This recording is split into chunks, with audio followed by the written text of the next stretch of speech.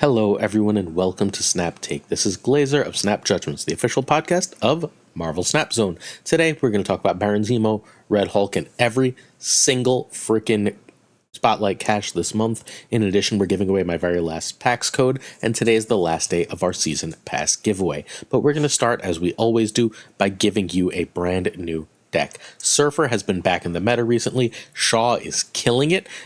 Mostly played is the Gregor 2424. Great player, great person. Gregor 2424 Toxic Surfer. But Yo Woody MJ, who's chilling near the top of the Infinite Leaderboard, has been killing it with this different Surfer list. Part of the reason it's so good is Killmonger and Mobius are absolutely meta smashes right now. You see that Thanos, you can Killmonger off all the stones, make that free 0-9 or 2-9 a 5-9 again. Mobius does the same thing. Shaw gets huge. Gladiator is huge. This deck just really works. This is a deck that I've had a lot of success with, and I really enjoy. Excuse me. You can check out our guy Woody at twitch.tv/YoWoodyMJ. Just a phenomenal player. For this deck, if you don't have Mobius, you can play Luke Cage. Missing Gladiator is a bigger problem. You can try Polaris, Wolfsbane, Elsa, or Dakin. Any of those should be okay. Worse, but okay. That Gladiator becomes a 10 when Surfered is just a big deal. You also just sort of need Shaw. Very quickly looking at why. You need Shaw largely because you have the Forge. He gives you the second Forge target, right?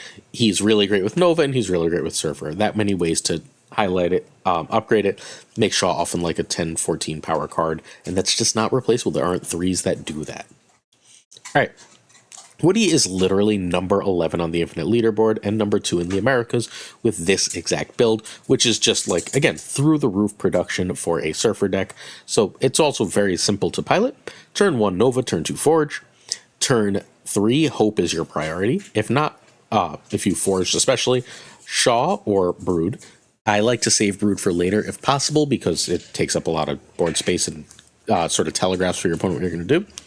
Gladiator is about as good as Brood here, largely because of that space issue, depending on what your opponent is playing. If your opponent's playing a ton of big stuff, then all of a sudden, Gladiator's a little bit worse. And then Mobius and Killmonger are more or less equivalent, depending on what's on the board. You'd rather save Killmonger till later, but against something like Thanos, you need to get it out early. If you see your opponent drop Zabu, then all of a sudden Mobius goes way up the choice scale. Good. Turn 4, you want to play a card on Hope. Ideally, that is Wong, but it's not always. Or you can do one of your turn 3 plays. Turn 5, if you played Hope, 2 3s if possible. Also, on turn 4, if you didn't see Hope, then, well, you still want to play Wong, basically, no matter what. But you can also Absorb Man that Brood, or you can play a 3 with that Nova. All right? So 2 3s if possible on turn 5. If not, a 3 and Forge, and then you want to make sure the first thing you play on turn 6 is either Brood or Shaw, although you can just directly on turn 5 go Forge and Brood or Forge and Shaw. That works just fine. Turn 6, Surfer last, other 3s if you can, or Surfer and Absorbing Man on Wong, which is just silly power all over the board. And that's how you play this deck. It's very, very powerful. Give it a try. My favorite, like, little bit of extra silly sauce here is that Negasonic is just a cube stealer. If you've got Prio and they're not ready, or they've almost filled a location and you know that we're going into the last turn, even if you don't have Prio, you know they're not going to fill it, but they're getting close, then Negasonic is a lane game winner. All right, we are giving away, this is our last day of Season Pass giveaway. We will announce our winners tomorrow for all 11 Season Passes. We're still giving away 4 or 5 more. So all you have to do to enter is like and comment this video as long as you're subbed. We are less than 150 from 10,000. Please help us continue to get there. Hit that sub. Every video from last Friday. So we did a video Friday, we did 2 Saturday, Sunday, Monday, Tuesday. That's 6 videos. Every comment, there will be a winner picked from every single comment section. The Twitter giveaway as well is live. It's for 5 passes. It's at Snap JudgeCast. We usually have like 5 times the entry on Twitter. Twitter's algorithm decided it didn't like me this month. So if you want to go check that out, please feel free. Also, my last PAX code will be chosen from the description, from the comments on this very video. So if you want a PAX code, this is my last one. I'm giving it away in the comments to this very video. If you're interested in that PAX code, so the first person I pull is going to get a choice of season pass or PAX code, and then we're just going to go down the line. Cool. We have more to come as far as giveaways go. We give away more stuff than anyone else in the entire Marvel Snap community, and we plan to continue to do so. So make sure you keep your eyes here if you like some free stuff. We also have a giveaway sheet linked in the description to this and every video. It is every active giveaway in Marvel Snap currently. This way you can find some great creators and win some cool stuff. Questions of the day. A ton of people are saying they have nothing to spend gold on and buying bad variants that they don't want to play to fill albums. That is poor value. What you spend your gold on, if you are like just caring about progression, is Token Tuesday. Get to about 8,000 gold. Take your time. Save up. Get to about 8,000 gold. Stay there. If there's ever a great gold bundle and you don't have the gold, you're going to be super sad, right? Once you're at that threshold, and every time you get whatever it is, 1,200, 1,400 above, buy a Token Tuesday. Right now, Token Tuesday is the best value for the gold if what you care about is progression. Caretix Lee asks which card is the ultimate villain of the game, the most hated card in the history of the game, the card that makes the most people angry, rage quit, etc. And the answer is still Galactus. Classic Galactus back before the nerf was an absolute nightmare to play against. It was ridiculously fun for those who loved it and unfun for everyone else because, I mean, Galactus mirrors were a circle of hell all unto themselves. I think Galactus is the ultimate villain of Marvel Snap. Two Ties asks what inspired me to become a teacher, and when I was a teenager, the only thing I knew I didn't want to do was become a teacher. I finished grad school planning to do some writing and editing, i.e. what I do on Marvel Snap Zone now, except more, professionally as a full-time living, and there wasn't really much going on. It was, the economy wasn't in the best place, and I didn't have great connections, so I decided to teach for a little while. I went in cold and took 2 teacher tests, the ATSW and the LAST, to anyone who knows what they are. And it turns out I aced them both. I got a perfect score, or close enough. I think it was actually a perfect score on the LAST, and I got a perfect score -1 essay on the ATSW because I got bored and left. So I took that to grad school, and I was like, hey, should I teach? And I got put into an accelerated program, and then I went and got a job teaching. And I figured if this would last a little while until I either started writing or I'd go back to school and become a college professor. Well, turns out within like 2 weeks of teaching, I realized I absolutely loved it, and I've been doing it since. I plan to do it. Before COVID, I planned to do it till I die, but now, even now, I still love it every day. If you'd like your questions read out in tomorrow's video, leave it in the comments. Sorry about that. Our new season pass card. Let's get to the actual video. Finally, sorry about that. Our new season pass card is Baron Zemo. He is a 3/5 Series 5 season pass card. On reveal, recruit the lowest cost card from your opponent's deck to your side of the location. So what he does is he grabs one of your opponent's cards, the lowest cost card in their deck, and if there's equivalent cards, like if there's 2 2s, it picks one at random, and just plays it for you. You'll get the on reveal, you'll get the ongoing, but it doesn't count as played for something like Bishop or Hope Summers. Cool. That is, well, we'll get there. I want to talk about the decks and everything, but your TLDR is I am unimpressed. We have 2 variants. We have the Season Pass variant, which if you buy the Season Pass and get Baron Zemo, you will get at the end of the month, assuming you complete the Season Pass track. I don't like this one very much. I like the base art better. And then I actually do like this Marco. It's a last name I can't pronounce. I'm really sorry. Djurdovic, something along those lines. I'm definitely butchering that. If anyone wants to phonetically spell that out in the comments, please feel free. This Marco variant I actually do like, but it does not have a release date currently. Okay, so Zemo synergies. This steals cards, so you may be able to. So maybe mill can work, except Thanos has to die first before mill could work because milling an 18 card deck is really hard.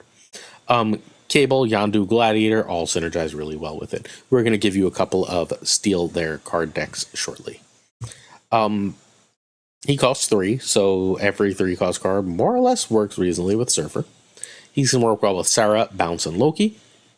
He's got a good power to cost ratio, and he's going to get extra power. He's probably the most just straight up easy. Like I play it and I get power 3 outside of Gladiator. This can completely ruin an opponent's combo if an opponent's trying to do something with something cheap. Although you might get something you don't want, like a Pixie. Late, if you use it late, maybe you're less likely to thin their deck for something they want, but you're more likely to just get stuck with a hood or get a goblin that can't move or something like that. He's better later or used multiple times. Things like Absorb Man and Grandmaster have some synergy. And he's got really bad downside against Destroy and Thanos. And like the hilariously bad downside if for some reason MODOK is the cheapest thing in their deck. That's not really likely. MODOK costs 5. But it is possible if you're milling their deck out. So against Destroy, against Thanos, like you hit a Venom, you hit a Carnage, you're not too happy. Against Thanos, you're basically guaranteed to hit a Stone, and that's not ideal. We're going to do a whole bunch of decks right now.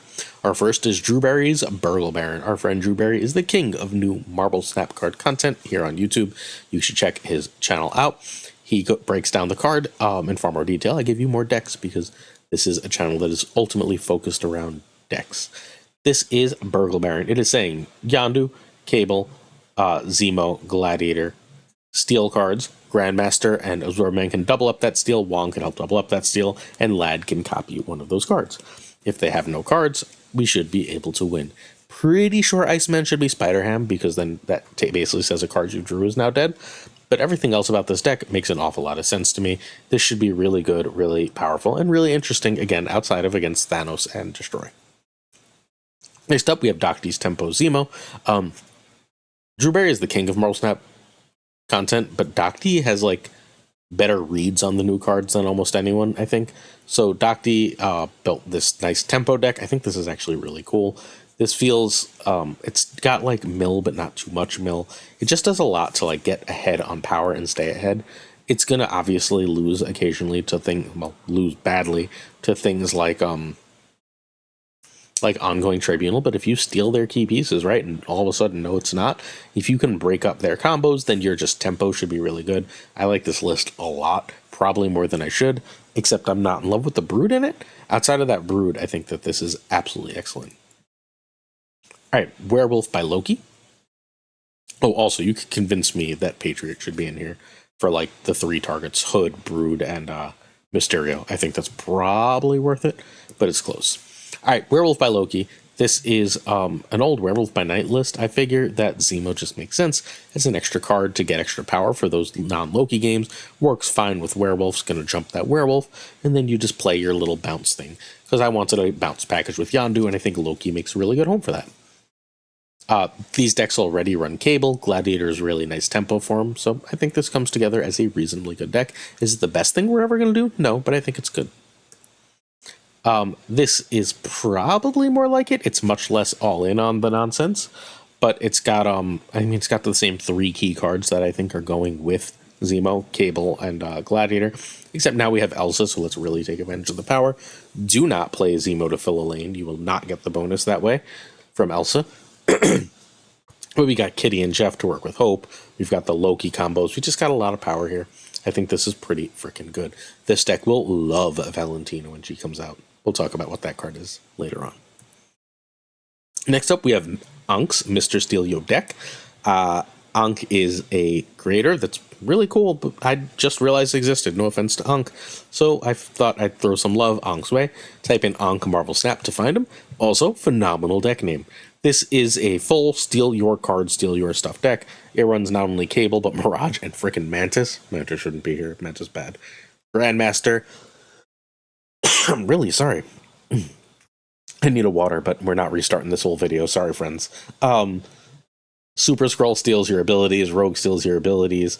Leader takes the cards. Odin doubles up whatever the hell you want. So does Zorman. This is a very freaking cool deck. And, like, obviously Loki is Loki, right? This deck probably wants a Quinjet. I'd probably run that Quinjet over Mantis. But beyond that, I think this is a very good, very powerful deck. I was successful with the Mill deck like a season ago, before they changed Yondu. It's Ava's deck. Ava is a phenomenal player, top 20 player in the world, without any kind of question. This deck had Null in it. I cut Null for Zemo, because Yondu no longer is good at farming Null. It's obviously got the Cable Zemo Gladiator combo, like so many of these decks, Absorb Man, Iron Lad, Wong combo, and then it's got the Spider-Ham to mess up your stuff. And then because like if you're using Gladiator or Yondu, you kill like 3 of their cards, you have a 5/12, right? Like a 4/12, and you're pretty damn happy. Surfer Makan is a Peralta MG deck. This is a Brazilian player. Peralta has this really cool idea for Surfer.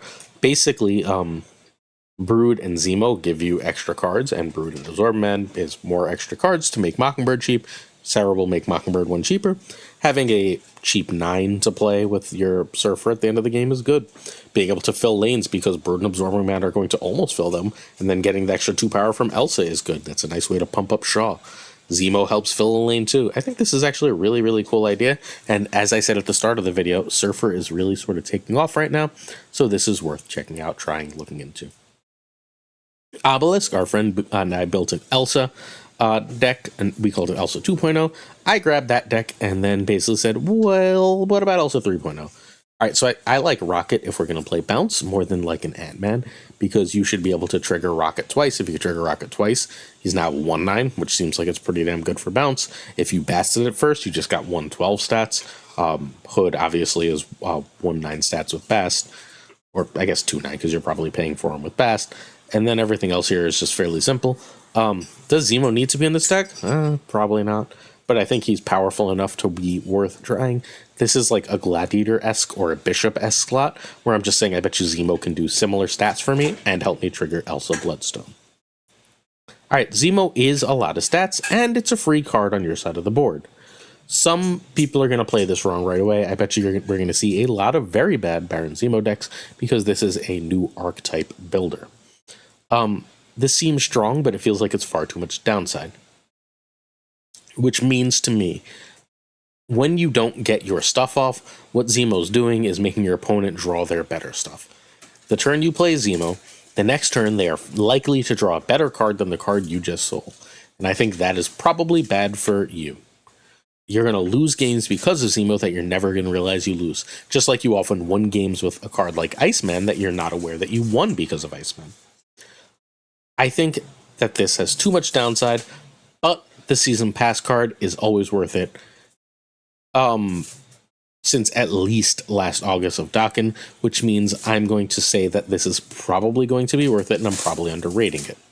Plus, you get the extra 1,500 gold, and 4 extra variants, and you don't have to waste like energy and caches on this as a Series 5 card to get later. So I think the Season Pass is still worth it, but I am skeptical on Baron Zemo. All right, we're going to look at this month. We're going to look at all the Spotlight caches. Then we're going to look at decks specifically for Red Hulk and the 2 cards that come with it this month. Things to remember before we go. There are no skip weeks anymore. OTA is coming this Thursday. It has been announced. And then the patch is Tuesday. They can change anything. Any of this advice could change then. I will obviously have a patch and OTA video, so I will update you as necessary when that happens. We cover everything here. May is data mined as mostly Series 4 cards in Spotlights. All new cards right now are Series 5. But May is almost all Series 4 cards. We're going to talk about April cards, I know. But if you're budgeting your caches, you need to know what you're saving for, right? Black Knight in week 3 is the only important Series 5 card happening in May. So you don't have to stress it. You can open this month and still spend most of May saving up. All right, we're going to deep dive on this week after we look at Spotlight Cache for the month. And if you'd like to, on Marvel Snap Zone, probably Wednesday or Thursday, I will have over 50 Marvel Snap content creators. We all rank the 6 cards for this month. Yes, 6 cards this month from 6 to 1. And then we write up a whole basic giant essay about them. So if you're interested in what basically the consensus is for these cards, that is the article for you. Make sure you check Marvel Snap Zone. All right, Red Hulk comes out the same time as Baron Zemo. He is a Series 5 6,000 token card, 611 when your opponent ends a turn with unspent energy plus 4 power if in hand or play. It suggests that in the video that was released by Second Dinner, that if your opponent has Red Hulk in hand, it's going to tell you when you skip energy that it gets the bump.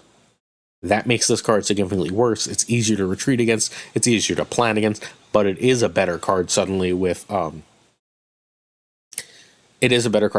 Dracula, so maybe it goes in Dracula dump decks over like the Destroyer package, and now we're sort of getting somewhere. This is probably just too many stats to be bad. Is it going to be the best card? I think it's easier to play than Blob, right? So anywhere you were looking to play Blob outside of Thanos, except maybe also Thanos, because Thanos, everything goes in Thanos, then Red Hulk is worth looking into. our Spotlight Cash variants and cards for the week. We're going to talk about each of these individually. I don't think I like the artist Pharaoh's art very much. No offense to the obviously very talented artist, but it's not to my taste. I don't love this Red Hulk. I don't know what to say, except I think it's sort of fine. That there's this Sebastian Shaw and this Echo. Cool. So I think it's probably worth opening if you need Shaw. Echo is a Series 4 card that is very whatever, but Red Hulk is probably just going to go in some decks. We have US Agent coming out in 4/9. It's a 2/3, Series 5, 6,000 tokens. Ongoing 4, 5, and 6 cost cards here have -3 power. It's possible this is really good, but most people seem to think it's bad. I have one friend who swears this is going to be broken, and we're all sleeping on it. I think this is probably good in Cerebro 3. It's I'm not sure where the hell else it goes. Maybe a Sarah deck, but like maybe Bounce. It's relatively easy to see this being a 2/9, which would obviously be worth playing, right? Like no one's going to be like, I don't think I want a 2/9. However, like I'm not confident. I'm just not confident. It comes with Mirage and Jeff, which means you're opening if you need Jeff. Jeff is probably the best card in Spotlights this month. Cool. The best, like, old card in Spotlights this month. Mirage is, like, as useless as you get for a Series 4 card right now. It is strictly outclassed by Cable and another card coming this month. So I'm not sure how I feel about that. Also, like, Mirage was a Valkyrie for a very short time, but everyone seems to make that the art they make of Mirage. I like Danny Moonstar's character much more than Valkyrie Mirage. Cool Jeff variant, though. Would be sad to open it. Red Guardian. A lot of people are really high on Red Guardian. 3/3. Afflict the lowest power enemy card with -2 power, and remove its text. So it'll, like, kill an Iron Man. It'll kill a... early on, it'll kill a Mobius. It'll kill a Dracula, so on and so forth. All of these things are really, really useful. 3 is expensive, but it's probably very good. This is probably a very good card, and it comes with Lady Deathstrike and High Evolutionary. If you are early Series 5, please open this week. Excuse me. If you are early Series 4 and don't have that many Series 5 cards, open this week. You want High Evolutionary. This is an MCU High Evolutionary. It's pretty damn good. This is a glorious Lady Deathstrike, but the card is damn near unplayable. And the Red Guardian is, I think, the best of the alternate variants this month. But High Evolutionary is a deck unto himself. It's a deck worth having. So strongly, please consider grabbing High Evolutionary. Although High Evolutionary is going to be worse because I think we're about to see a lot more Luke Cage in the meta. So High Evolutionary will be worse, but it is still a deck that you can basically build with early Series 3 cards and Series 2 cards. So it is worth owning. It's also a big bad, so it will never go down in Series. Not that things go down in Series all the time. Next up, we have White Widow. This is a Series 5, 6,000 token cards. As a 2/2, on reveal, add a Widow's Kiss to your opponent's side of the location. A Widow's Kiss is a token for White Widow. Ongoing, this has -4 power, disable if your side of this location is full, and there's ways to make sure the opponent cannot fill that location, and you basically win. Even if it is a 0/0, though, even if it is a 0/0, just taking up that opponent's spot is really powerful. It's really powerful. That's one less spot for them to try and put power. And then if you have a card like Cannonball or Magneto or Arrow or you can Titania there, right? They're super screwed. Like, there's very little they can do to not make this completely insane. This card is phenomenal. This is, spoiler alert, my pick for the best card of the month. It comes with Nico, who's one of my favorite cards, and this Nico variant is gorgeous. Snowguard is a must-have for Loki decks. Look, this is like the week for me, period. White Widow, I think, is the best card of the month. Nico was my most played card last month. And if you like Loki, then Snowguard is basically must have. So this is great. Finally, we have Valentina. She is a 2/3, Series 5, 6,000 tokens. On reveal, add a random 6 cost card to your hand, give it -2 cost and -3 power. I just wrote a Snap Zone article about all these cards, just sort of discussing them and finding a deck for each. And I go through all the 6 cost cards in the game, and like Valentina is great. She basically kills Mirage dead in the water. If you are running both Mirage and Cable, nah, you'll just run Valentina and Cable instead. She's phenomenal. Mobius will stop her, but not if you go Quinjet Valentina. Then you go Quinjet Valentina. You can just play that damn card before they can Mobius. It's silly. She's genuinely great. She comes with Blob and Null. If you want to play Destroy, you need Null. This blob only has one real home in Marvel Snap right now, Thanos decks, and everyone on Earth assumes Thanos is going to get nerfed. So if Thanos is somehow still the best deck, then Blob is like the card to get of the month over everything. But I'm assuming Blob will be mostly dead because I don't think it's going to be seeing much play by the end of the month. All right, let's talk Red Hulk. So Red Hulk compares with two very specific cards that the original Evolved Hulk, which gets +3 for each unspent energy you have, and Blob. Blob is about a 617 most of the time, sometimes way more, right? This is almost always going to be a 615 and usually going to be like a 619. It's bigger. Hulk can get bigger than this by your choice, but Red Hulk's often going to be 619, 623 fairly often. I think that this card is going to be the biggest thing to do on turn 6 and the easiest big thing to do on turn 6 because you don't have to run like a High Evolutionary or run a specific deck for it for Blob. You can just do it. Also, Red Hulk Ghost Rider is coming out the same day, or the day after Red Hulk comes out. And if you want that variant, like I want that variant, because I think Hulk but colored red is kind of stupid. Unless he has the big mustache, I don't love it. So I'm gonna get me that Ghost Rider. All right, synergies. He's great in any deck that wants a big thing. He counters the crap out of Hope Summers and Haivo. He feels bigger than original Hulk and bigger than Blob now pretty often, which means that since he requires less work, he's likely to be better, although he does give your opponent more information than they do. He is inconsistent, requires opponent to be paying a lot of attention, and apparently I wrote this before the video today. They should know when he's drawn the second they skip energy. It should tell them unless something changes from that video. All right, our first is our friend Docty has a triple Hulk Evo deck. This basically is just your standard Evo deck, but it runs Pixie. It says, if I run Pixie and one of my Hulks is cheap and She-Hulk is cheap, then I should be able to win, right? I'm just putting a massive amount of power down. Shocker, making one of these cards cheaper is amazing. Your Hulk should be big, your Red Hulk should be big. You don't necessarily even have to skip a turn with Pixie and Magic, right? If any of these cards get cheap enough, you should be able to, you could actually play Hulk, Red Hulk and She-Hulk all in one game. You could still technically go Magic turn 5 Hulk, turn 6 Red Hulk, and still like just be putting an insane amount of power on the board, given that Sunspot, Misty, and Cyclops are in the deck. I think this is really cool and a really good place to start with Red Hulk. This is not my kind of card. I'm not going to end up playing it a lot. All right, Red Hulk's Idiots. This is Gunny's Big Dumb Idiots deck, except I said, but what about Red Hulk instead of the Destroyer package? So we cut Cosmo for Hope, we cut Destroyer for Red Hulk, and said, let's see if this works. Basically, I added Nightcrawler over the most recent fit was Squirrel Girl because I added Hope Summers, and having that extra energy seems good. If I can cheat out Red Hulk or Blob, we're just going to town, right? Like if I can cheat out Red Hulk or Blob on turn 5 with Hope, we're in heaven. And like sometimes Hope is just going to be fine, but even if I go Hope, like if I go Armor Hope Atuma, right? And then I can go Red Hulk or Blob, like I'm just putting so much power on the board that I feel pretty freaking safe winning that game of Marvel Snap. Ankh, again, go check out Ankh. I like the content. Ankh decided to throw Red Hulk into Sandman, say, hey, Sandman wants a big thing, right? Sometimes Sandman just needs to go really, really big over there to win. Red Hulk is really, really big, and if you've played Sandman, they're very likely to have wasted some energy. Go win. Thanos. Everything goes in Thanos. This is our standard Thanos list. I basically put Red Hulk in for Magneto, or Cull, as the case may be. I feel like Kaera needs to be in if I'm throwing Red Hulk in, so I threw Kaera in, and this is where we are for a Thanos list.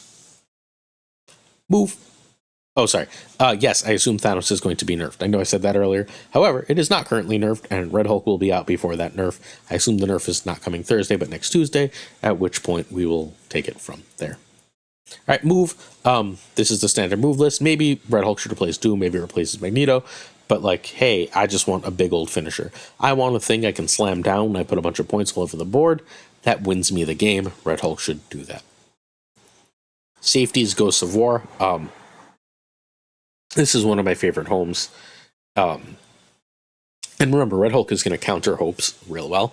So sometimes you don't draw War Machine, and that really annoys me in this deck. If you don't draw a War Machine, or you don't draw Zabu, this deck gets clunky fast. Well, Red Hulk gives you another out, right? I didn't draw Infinite, but I still played a 619 after I played a 410, right? And then I played and Blade. I went 410, 410, 619. I feel like I could win that game of Snap, right? Ika, Thanos Evo. Ika put Thanos in High Evolutionary. Ika is one of our favorite deck builders in Marvel Snap. To anyone who's brand new here, basically, this used to run Spider Woman, and I never wanted to play Spider Woman. So why not just run Red Hulk instead? Because sometimes, again, you ramp into the stupid thing that wins you the game. And that seems like it's good. Red Hulk can do that. Hulk can do that. All right. Oh, ignore that. Our next spotlight. I didn't actually change this slide. My bad. All right. Does Red Hulk look good? Yup. If you like big things, go get Red Hulk. Yeah, I don't know why the hell I didn't write that. I swore I wrote the Red Hulk thing. I think I wrote it at the end of all the cards. All right, Spotlight cast Sebastian Shaw, Series 5, 6,000 tokens, former Season Pass card. 3/4. When this card permanently gains power, it gains +2 more power wherever this is. So we're in a weird Wong meta where this gets huge. If you like, there's a lot of Surfer decks that are running Odin, Absorbing Man, extra ways to pump this. This ends up like a 3/14. It's finally really good. I still think it could stand to be a 3/5. But I think it's now a really good card, and if you want to play Surfer, you 100% need this. If you're not going to play Surfer, skip it. Got it? This only matters in Surfer. Buying this, opening for this, specifically means I'm going to play Surfer. Which is the first Surfer deck. This is our bog standard Surfer deck that Den's been pushing forever. It runs Hope now because duh. I tend to, for my Surfer decks, by the way, decide to go either Hope or Sarah in a given game. I don't play both. I'll Hope, and then I'll play whatever on Hope, and then I'll just do 2/3s, 2/3s, instead of going Sarah and then 2/3s, right? That's, or 3/3s, because that's obviously one fewer 3. Simple enough. Yeah, I don't know. I think this is really good. This is not the metal list right now, but it is a very strong list. Still got a really high win rate. Our friend Ben Roller, who sadly, much love to Ben, got his final loss in the 1-game playoff of the Snap Judgments League and was eliminated. But our friend Ben Roller has this awesome Surfer move deck that's really cool and does a lot of different things than the other meta versions we're seeing. And of course, it runs Sebastian Shaw. Why would it not? Finally, the deck that everyone has covered by now. We actually covered it Saturday. Regis Kilbin covered it. Nina is Noob covered it. This deck is everywhere. It's getting played an absolute ton because it is so hard to beat unless you are turning off Magic, turning off Luke Cage, or turning off Wong. Or, I guess, sometimes running your own Luke Cage or Rogue. Then you are in really great shape because this makes 40 power per lane. It's a sick deck. Shaw is in and of himself often 80 power in this deck. It's genuinely fantastic. You should be playing this. You should try this. It's great. All right, our last card of the day to talk about is Echo. Echo is a 1/2 Series 4 3,000 token card. Echo, after your opponent plays an ongoing card here, remove its abilities. This is occasionally a meta card. It was a meta card once when ongoing was everywhere. Outside of that, it doesn't see much play. It's a perfectly cromulent card. It's filler. It's a good deck filler. It's like running Iceman. You have a spot for a 1-drop. Why not throw an Echo? The only exception for that is if you want to run Wong and be safe from Cosmo, you run Echo, then you drop Wong on it, then you do whatever the hell you want. When you do that here, you're saying, I'm going to Gambit on that Wong. Cool? Because you don't want to Echo Wong Panther Zola, because at that point, you're taking fairly severe risk with your Zola. This is a really good list, though. It's a really cool list, and it's worth playing. Newmans. All right, we've got Woodward's Goal. We covered this earlier, I guess when Cannonball first came out. This is, again, Echo's not here for a specific reason, right? Echo's just a way to protect your stuff. She's very, very good as a way to just protect your stuff. Plus, the Hip Echo is great.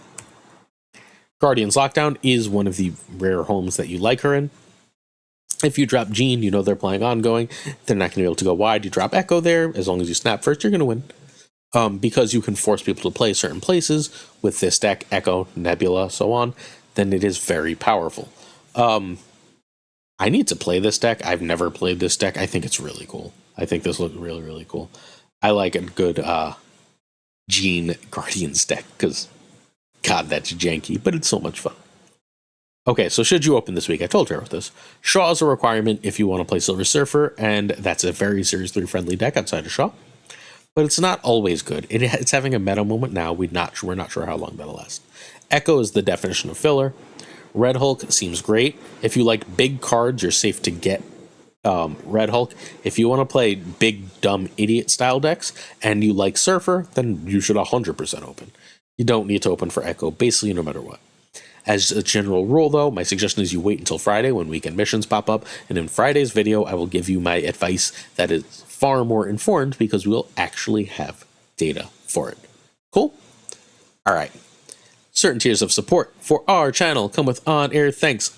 We are thanking Abigail Giesland, Mandatory Burnout Cables, David G. Wingfield, Direwolf, LAB, Fother Newman, Good Dog Gamer, Inc., Jane Everett, J.D. McDonaldinho, Caretix Lee, Koiri, KCH, Doku, Philip Rakovich, Haplo, Kenny Loggins, Rob Silverman, Juan Diego Lebed, The Bizza, Xverse V, Skippy G, Tommy Nyquist, Black Dahlia, The Great Kazoo, Jessica Gamble, Ryan Wood, Models, Louis Antunes, Matt H, Mikey Hijinks, Snowflex, Ocularis, Craig Starry, Pretty Chill, Seamus, Spike Jones, Two Ties, Tucker, the Pirate King himself, who just went frickin' full-time consecration. Go Tuck! The Homie Min, and of course, Gunny T, where the T is for tournaments. Thanks so much for watching. We'll be back tomorrow with another video. Then we'll be back Wednesday with another... No, today is Tuesday. I know how days of the week work. Then we'll be back Thursday, very likely with 2 videos. So don't miss out. We're also doing our giveaway winners tomorrow. If you want to do more for this show, check out the Patreon. Peace.